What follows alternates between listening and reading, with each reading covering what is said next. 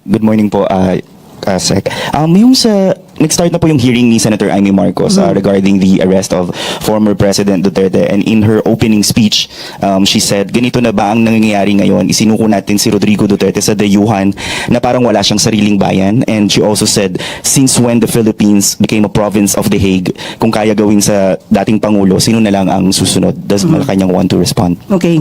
Napanood po natin yung umpisa, including po yung video. Yung video na may mga sound effects pa na para talagang maladrama ang dating. At nais lang po na sana yung gumawa po sana ng video ay hindi po na-cut or na-splice.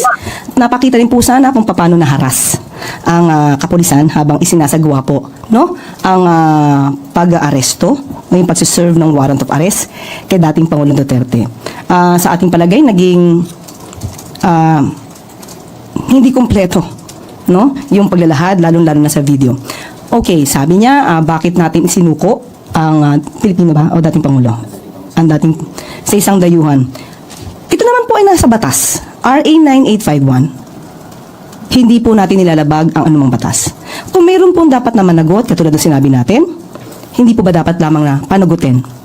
Ang ginamit po ng batas, ang RA 9851, na doon po na sinasabi na maaari nating isuko. O ulitin po natin to Doon sa Section 17, sinasabi po na to extradite or to surrender to the international court, if any, or to the state in relation with applicable extradition treaties, something like that. Maliwanag po, kahit po si Justice Carpio ay ipinaliwanag po ito na maaari po nating isurrender ang sinuman sa international court. Ibig sabihin, hindi po tayo kailangan na mayroong treaty or extradition treaty na pag-uusapan. Basta ang nilagay po lamang doon ay to surrender to the international court. At yun lamang po ang tinutupad natin. Kasi yung mga iba nagtatanong bakit hindi daw binasa yung pinakadulo. Pero mapapansin niyo po, doon sa batas na yon, may nakalagay po or to the state in application or applying the extradition treaties. Ibig sabihin, kapag ka sa state lang natin isusuko, saka natin gagamitin yung extradition treaties. Pero kapag to the international court, may comma So walang condition doon. So we have to stick kung ano sinasabi ng batas. Tama. Yan. So, tama naman, di ba? Yan. Sumusunod lang naman tayo sa batas, di ba, mga kaibigan, no? So, yung ginawa po ng administrasyon ni Pangulong PBBM ay tama lang po talaga yan dahil sumusunod lang po tayo sa batas. At sabi nga ni Attorney Claire Castro, yung ginawa po natin na yan na hindi po yan pagsuko lang ng basta-basta. Ang atin pong isinuko ay isang tao na hindi lamang po basta Pilipino. Siya po ay nakagawa ng crime against humanity. Diba? Kaya ito mga kaibigan, itong mga TDS na to, talagang totoo yung sinasabi ni JPE na talagang what a pathetic and ghastly irony. Kasi biruin mo mga kaibigan, sa kanilang panahon wala naman silang ganito Biglang ngayon, nung sila na ang na-implicate, bigla silang nagiging champion sa mga human rights, nagiging champion sa mga due process, na kung titingnan natin sa panahon naman nila ay wala namang ganyan hindi naman sila nagkakahanap ng mga due process na yan. Kasi hindi naman nila binibigay yung mga due process sa mga Pilipino na kanilang naaabuso. Kaya eto mga kaibigan, kitang-kita natin yung pagiging nila, yung porke sila ngayon ang natatamaan, porke sila ngayon ang involved, sasabihin na nila kailangan ganito, maayos, kailangan may due process, kailangan legal. My God, hindi naman gumagawa ang ating Pangulo, Bongbong Marcos, ng illegal, di ba? Yung mga ginawa ng ating Pangulo, PBBM, ay puro naman legal, di ba? So, itong mga taong ito, mga kaibigan, talagang mga feelingero, kumbaga mga feeling entitled. Akala mo kung sino itong mga to, no? So, pangalawa, Okay. Ma'am, on the other topic, reaction lang din from the palace. Kahapon kasi naglabas ng statement si House Secretary General Reginald Velasco na may mga seasoned private lawyers po, mga volunteer lawyers po ang tutulong sa House Prosecution Panel para sa impeachment trial ni Vice President Sara. Actually, sabi po natin, wala po tayong responsibilidad kung ano po ang mangyayari sa hearing, sa impeachment trial. So kung yung po ang mga nananais na mga seasoned lawyer at sila po ay naniniwala na mayroon po talagang grounds para po makonvict ang ating Vice Presidente, nasa kanila na po yun. Sila na po ang kailangan na magpatuloy niyan. Ace Romero, Philippine Star.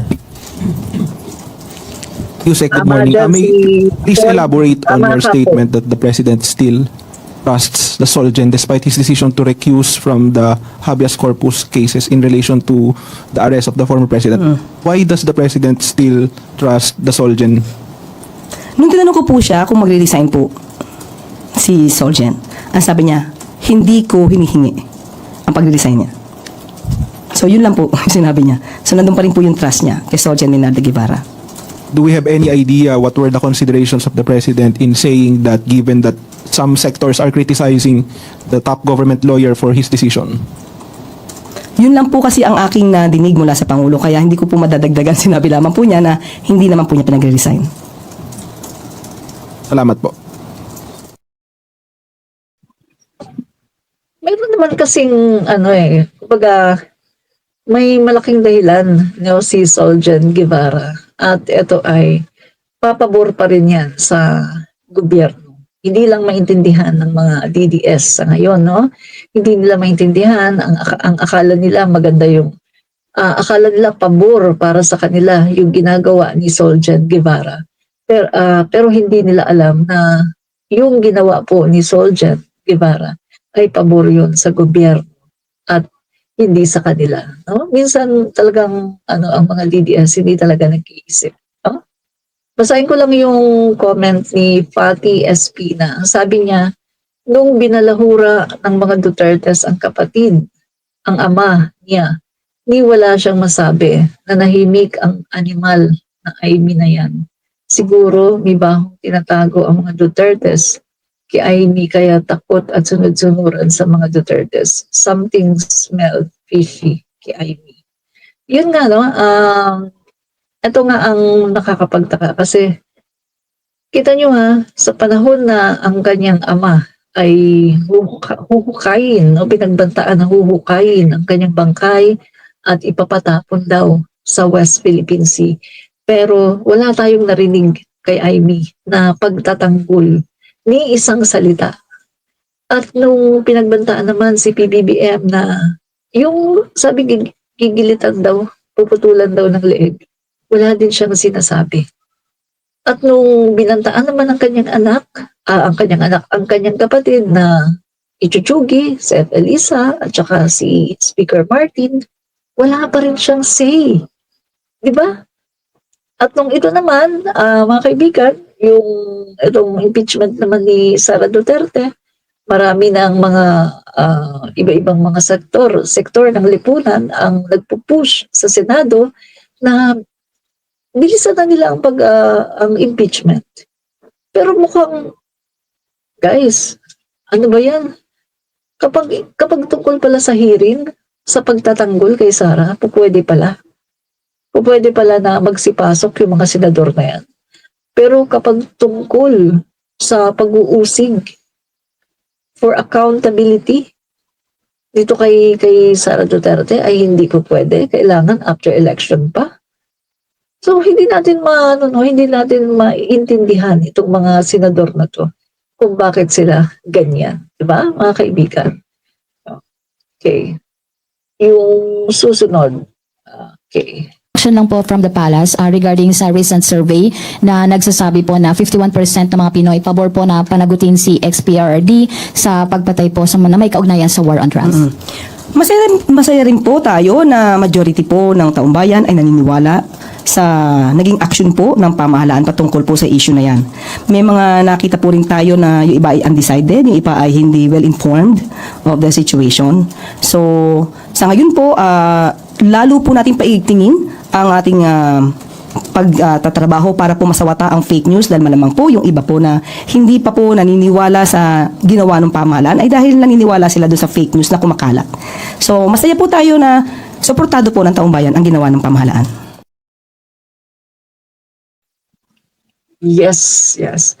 Yes, guys, no? So, sa pinakabago na survey, mga kaibigan, ay lumalabas na 51% ang mga Pilipino na talagang naniniwala na si Duterte ay dapat talagang usigin at dapat talagang panagot, no, sa mga Filipino, no, dahil sa kanyang crime against humanity.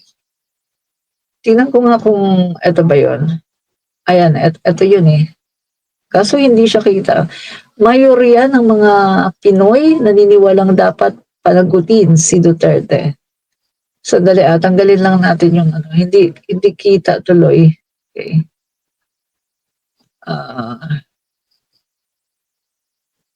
Sandali, hindi kita. Hindi nga siya kita. Okay. So hanggang dyan lang siya hindi kita, guys. Basta mayorya ng mga Pinoy na iniwalang dapat panagutin si Duterte. Actually guys, 51% yan. Napakalaki po, 51%. Samantalang yung naniniwala na hindi dapat siya panagutin ay kaunti lamang. Tapos meron pang undecided yan. So kita-kita natin na majority ng mga Filipino ay talagang naniniwala na dapat talagang panagutan or umarap si dating Pangulong Duterte sa ICC. Diba?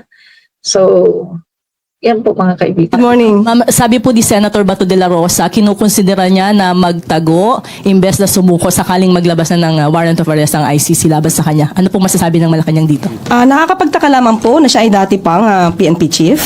Yan po ba ang gusto niya ring ipahiwatik sa taong bayan na kapag may warrant of arrest ay dapat magtago?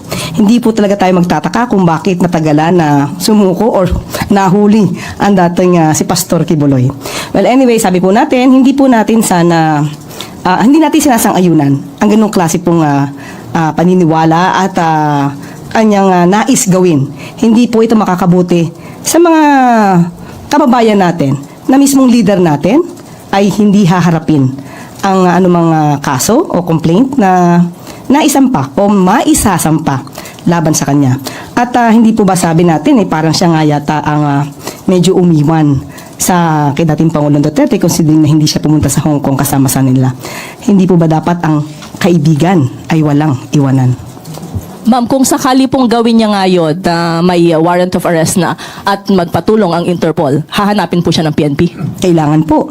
Ganun pa rin po ang ating gagawin. Makikipag-coordinate pa rin po tayo sa Interpol at maaari pa rin po natin gamitin ang sinasabi sa batas sa RA 9851.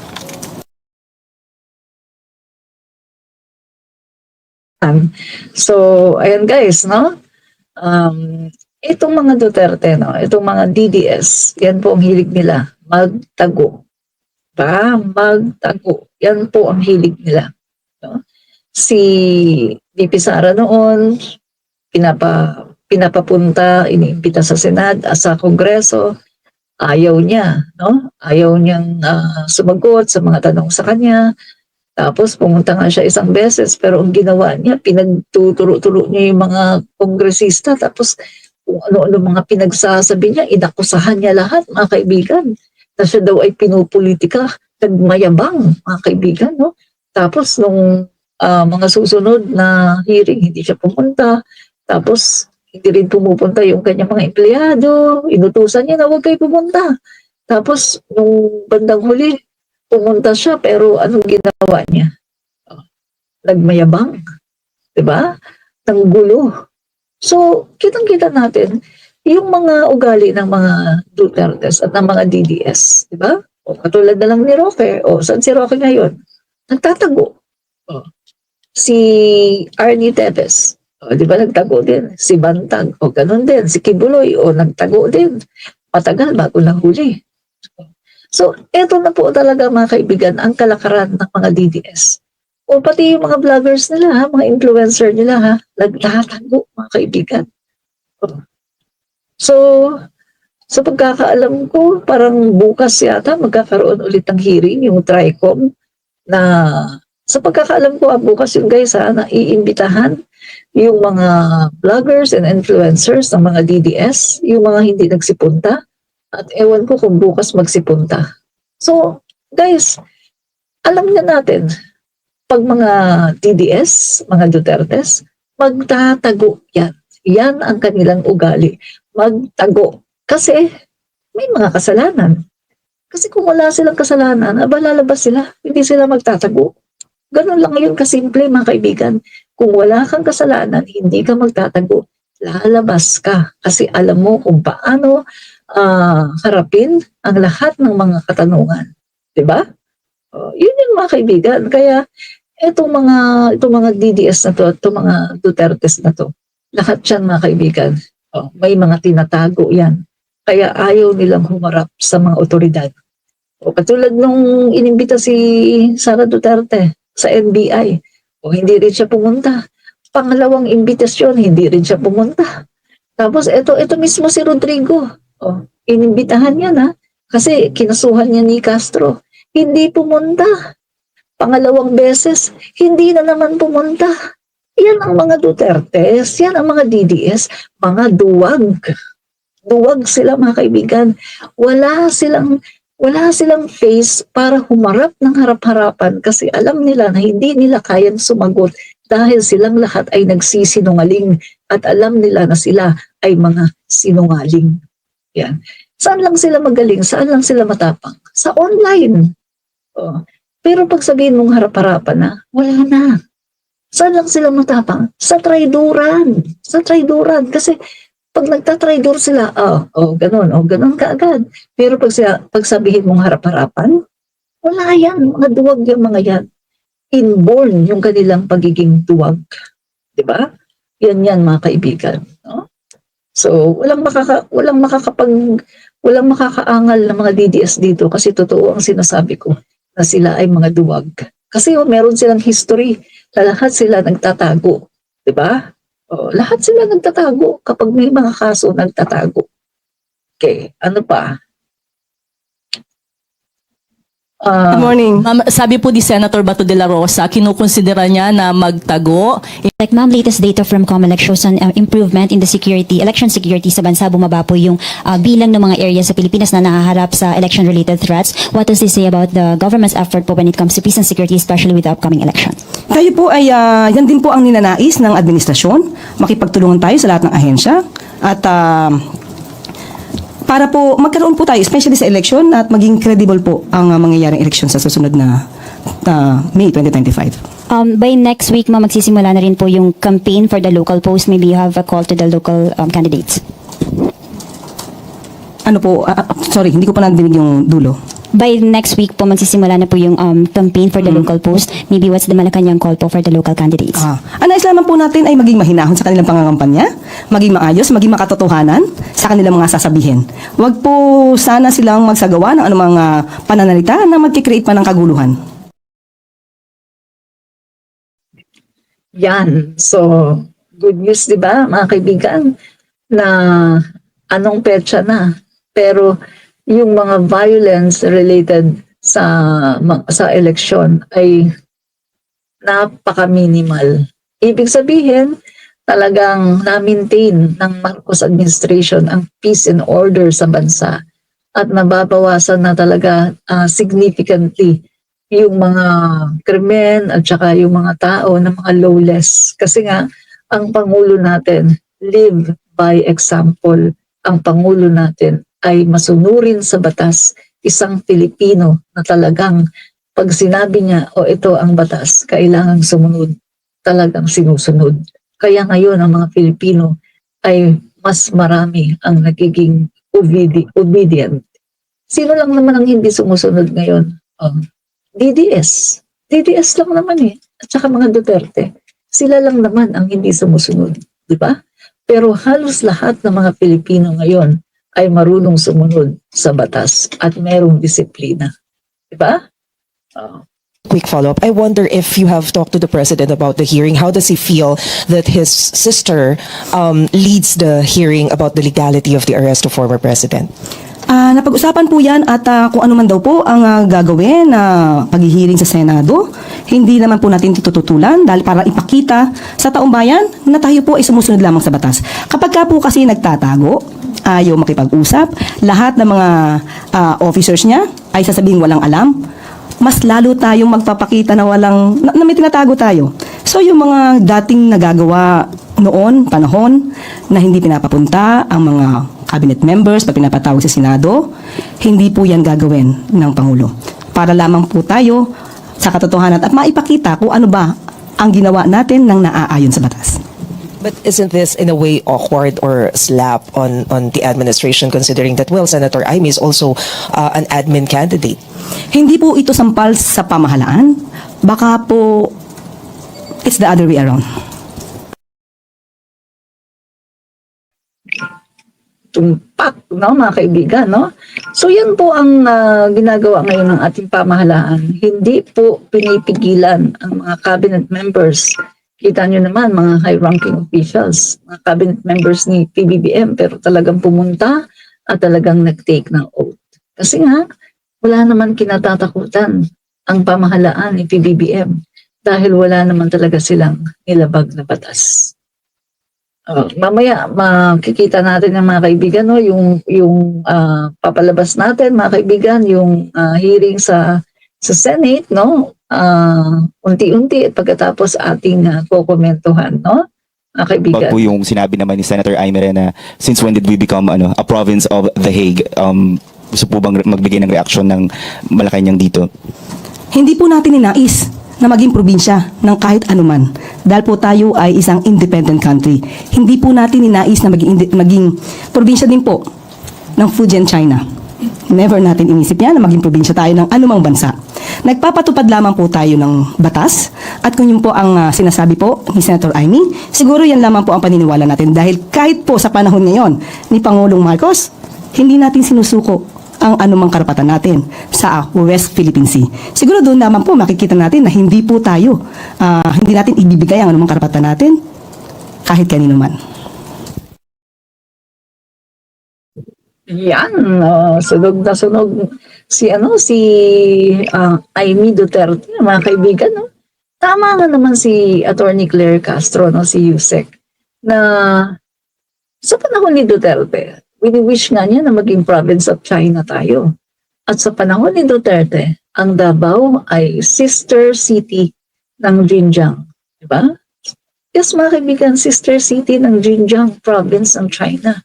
At wini-wish pa ni Duterte na maging province of China tayo. At the same time, yung West Philippine Sea ay pinabayaan ni Duterte at ibinigay niya ang control sa China. So may mga videos yan na mismo siya ang nagsasabi na nagbago yung nagkaroon ng change of exchange of control, no, sa West Philippine Sea. At yung sinasabi pa niya na ay papel lang yan, lamukusin, itapon sa basurahan, papel lang yan, ay, bigay mo na yan, marami tayong dagat dito, diba? Pero hindi nag-react doon si Senator Amy. Pero dito, mga kaibigan, no, dito sa ginawa ni PBBM na hinayaan niya na isuko ang isang Pilipino na nasasangkot sa crime against humanity. Ay, aba, grabe ang reaksyon, ang passion ni Senator Amy para tuligsain ang gobyerno. Kahit na ang gobyerno, ang Pangulo ay ang kanyang kapatid, di ba? So, makikita natin dito yung pagiging bias ni Senator Amy Duterte na sa panahon ng kanyang idolo na si Duterte ay hindi naman siya tumuligsa kahit na nakita niya na napakaraming kapalpakan sa panahon ni Duterte, 'di ba? So napaka-bias talaga, 'di ba? Like ma'am, latest data from COMELEC shows an improvement in the security, election security sa bansa. Bumaba po yung bilang ng mga area sa Pilipinas na Quick follow-up. I wonder if you have talked to the president about the hearing. How does he feel that his sister leads the hearing about the legality of the arrest of former president? Napag-usapan po yan at kung ano man Bago po yung sinabi naman ni Senator Aimee na since when did we become a province of The Hague? Gusto po bang magbigay ng reaksyon ng Malacanang dito?